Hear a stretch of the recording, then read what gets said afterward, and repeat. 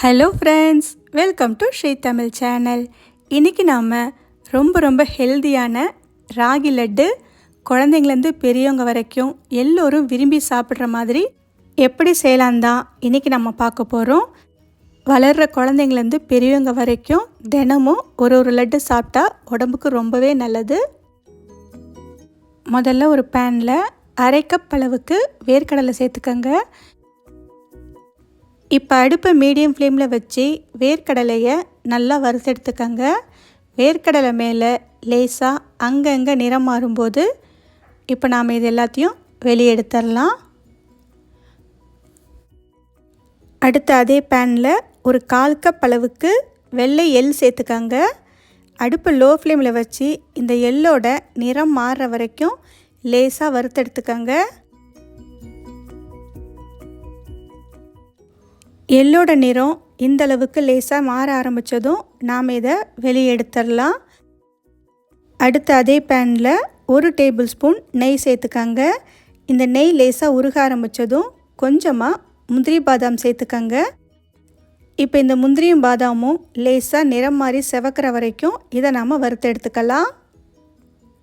இப்போ பார்த்திங்கன்னா லேசாக செவந்து வந்துடுச்சு. இப்போ நாம் முந்திரி பாதாம் மட்டும் வெளியே எடுத்துடலாம். அடுப்பை நல்லா குறைச்சி வச்சுட்டு இதே நெய்யில் 1 கப் அளவுக்கு கேழ்வரகு மாவு சேர்த்துக்கங்க.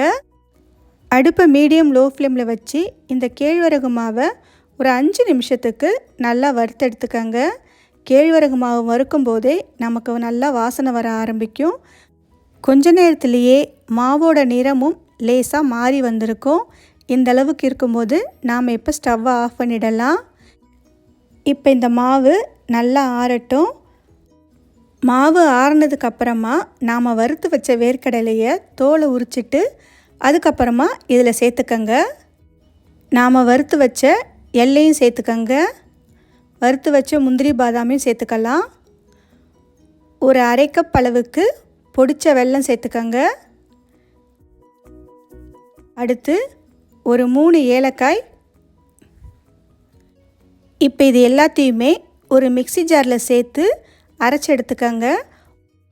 இப்போ பார்த்தீங்கன்னா அரைச்சி எடுத்துகிட்டு வந்தாச்சு. அரைக்கும்போது நல்லா கலந்து விட்டு அரைச்சிக்கங்க. அப்போ தான் எல்லாமே ஒரே மாதிரி அரைபட்டு வரும்.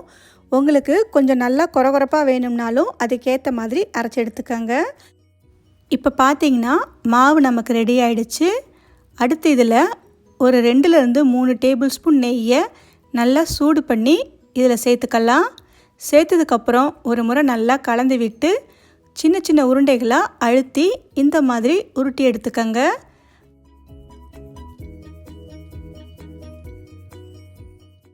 இப்போ இந்த உருண்டையை வறுத்த வெள்ளை எள்ளில் லேசாக ஒரு முறை திரும்பவும் அழுத்தி ஒரு முறை பிடிச்சிங்கன்னா நமக்கு ராகி உருண்டை சாப்பிட்றதுக்கு மட்டும் இல்லை, பார்க்கவும் ரொம்பவே நல்லாயிருக்கும். அதுக்காகத்தான்.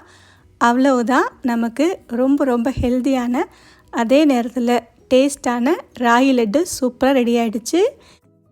இதை உங்கள் வீட்டில் ஒரு முறை ட்ரை பண்ணி பார்த்துட்டு எப்படி இருக்குன்னு சொல்லுங்கள். இந்த ரெசிபி உங்களுக்கு பிடிச்சிருந்தா லைக் பண்ணுங்கள், ஷேர் பண்ணுங்கள். ஸ்ரீ தமிழ் சேனலுக்கு சப்ஸ்கிரைப் பண்ணுங்கள். தேங்க்ஸ் ஃபார் வாட்சிங்.